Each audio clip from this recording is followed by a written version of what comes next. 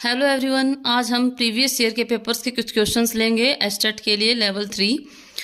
तो ये सबसे पहले साइकोलॉजी पोर्शन आता है, चाइल्ड डेवलपमेंट एंड पेडागोजी। इसमें फर्स्ट क्वेश्चन है आपका, विच of the following is not the type of dynamic trait of personality given by cattle. यानी कैटल ने जो डायनेमिक ट्रेट्स ऑफ पर्सनैलिटी दी थी। अब डायनेमिक ट्रेट्स क्या होते हैं? डायनेमिक ट्रेट्स वो होते हैं जो एक जैसे नहीं रहते, टाइम टू टाइम चेंज होते रहते हैं, वो हमें बताना है। तो जो एटीट्यूड है, अर्ज है, सेंटिमेंट्स हैं, वो टाइम टू टाइम चेंज होती हैं। बट जो कंजर्वेटिव होता है वो एक डायनेमिक ट्रेट जो कैटल ने दिए थे उनमें से हिस्सा नहीं है। सेकंड क्वेश्चन है, which one of the following stage is not prescribed by James Drever in the context of development of character. यानी जब कैरेक्टर डेवलप होता है तो जेम्स ड्रेवर के अकॉर्डिंग इनमें से कौन सी स्टेज नहीं आती है, यानी इनमें से कौन सा चरण चरित्र के विकास के संदर्भ में जेम्स ड्रेवर द्वारा निर्धारित चरणों में से नहीं है। तो सबसे पहले आता है the stage of crude emotion, stage of sentiments, self regard stage, confirming conventional stage. यानी कि अपरिष्कृत संवेगों का चरण, मनोभाव का चरण, आत्मसम्मान का चरण और पारंपरिक चरण के अनुरूप। तो इसका आंसर आएगा कन्फरिंग कन्वेंशनल स्टेज, क्योंकि बाकी की जो तीनों थी वो स्टेजेस जेम्स ड्रेवर ने दी थी। थर्ड क्वेश्चन है, which of the following is a false characteristics of motivation. यानी कि मोटिवेशन क्या होता है? अभिप्रेरणा। यानी जब हम किसी को प्रेरित करते हैं किसी काम के लिए, उसे मोटिवेशन बोलते हैं। तो उसके जो कैरेक्टरिस्टिक्स होते हैं, जो गुण विशेषताएं होती हैं, उनमें से कौन सा गलत है? तो फर्स्ट है, in motivation behaviour of person is goal oriented. जो अभिप्रेरणा होती है उसमें व्यक्ति का व्यवहार अपने लक्ष्य पे ही उन्मुख होता है। Motivated behaviour does continuity. जो अभिप्रेरित बिहेवियर होता है वो निरंतरता रखता है, यानी लगातार चलता रहता है। Nature of motivated behaviour is rigid. अभिप्रेरित व्यवहार की प्रकृति कठोर होती है, यानी वो चेंज नहीं होती। Motivation does energy changes in human beings. Motivation की वजह से इंसान का जो शरीर है उसमें ऊर्जा परिवर्तन आता है। तो बिल्कुल सारे सही हैं। ये थर्ड जो है आपका वो गलत है, क्योंकि जो मोटिवेटेड बिहेवियर होता है वो रिजिड कभी नहीं हो सकता। फोर्थ क्वेश्चन है, which of the following theory is not related with the theories of transfer of learning. यानी कि जो theories of transfer of learning उनमें से कौन सी थ्योरी नहीं आती है? तो थ्योरी ऑफ मेंटल डिसिप्लिन आती है। रोट मेमोरी की थ्योरी कहीं पे भी मेंशन नहीं है, तो ये इसका गलत है। तो आंसर आएगा सेकंड। नेक्स्ट क्वेश्चन है, which of the following is not the characteristics of good mental health. यानी एक दिमागी तौर पर एक इंसान, एक लर्नर सही है, उसकी मेंटल हेल्थ सही है, तो इनमें से कौन सी आपकी जो है वो सही नहीं है कैरेक्टरिस्टिक्स। यानी कि मानसिक स्वास्थ्य का लक्षण कौन सा नहीं है इनमें से? तो इमोशनल मैच्योरिटी, भाई सांवेगिक परिपक्वता आती है, सही है। सेल्फ कॉन्फिडेंस आता है, आत्मविश्वास, सही है। कैपेसिटी ऑफ सेल्फ इवेल्युएशन, खुद को इवेल्युएट कर पाते हैं, मूल्यांकन कर पाते हैं अपनी क्षमता का, तो ये भी सही है। बट इनटॉलरेंस यानी असहनीयता सही नहीं है। इनटॉलरेंस एक गुड मेंटल हेल्थ नहीं हो सकती। For which age group of childrens, जो स्कैट था आपका चिल्ड्रन परसेप्शन टेस्ट, वो किस एज ग्रुप के लिए था? तो ऑब्वियस सी बात है वो 3 से 14 साल के बच्चों के लिए था। अब 14 यहाँ पे मेंशन नहीं है, तो 3 to 10 ईयर्स हम लेंगे, 3 से 10 साल। ऑप्शन 4, इनमें से out of the following which one is the wrong statement in context of characteristics of instincts. Instincts क्या होती हैं?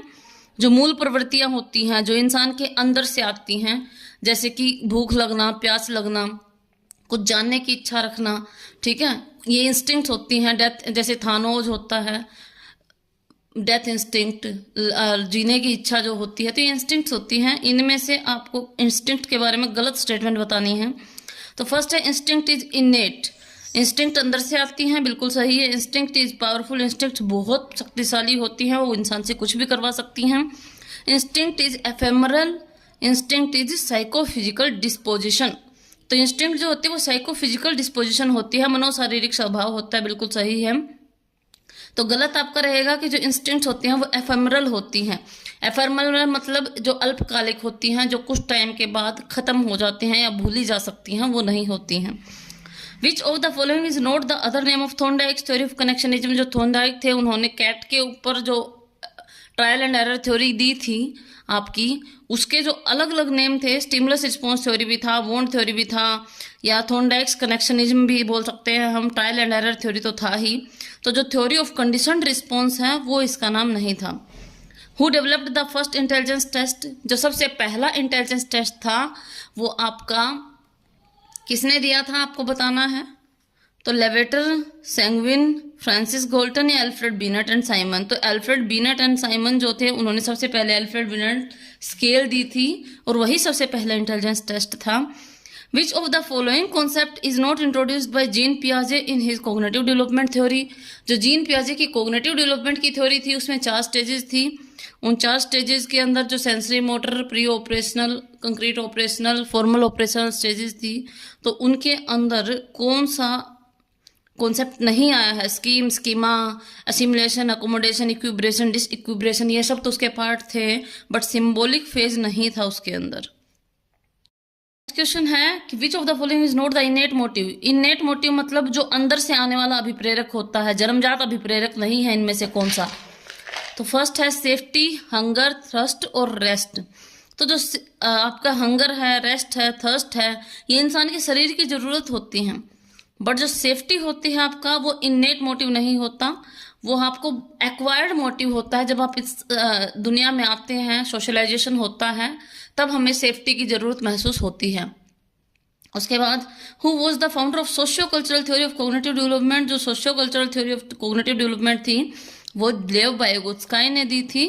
लेव वाइगोत्स्की ने आपकी सोशियो कल्चरल थ्योरी दी थी, जिसमें उन्होंने स्कैफोल्डिंग और मोर नॉलेजेबल अदर, MKO का कॉन्सेप्ट दिया था। अभी जो चीजें हम खुद नहीं कर सकते वो हम किसी की हेल्प से कर सकते हैं, जिसे स्कैफोल्डिंग बोला जाता है।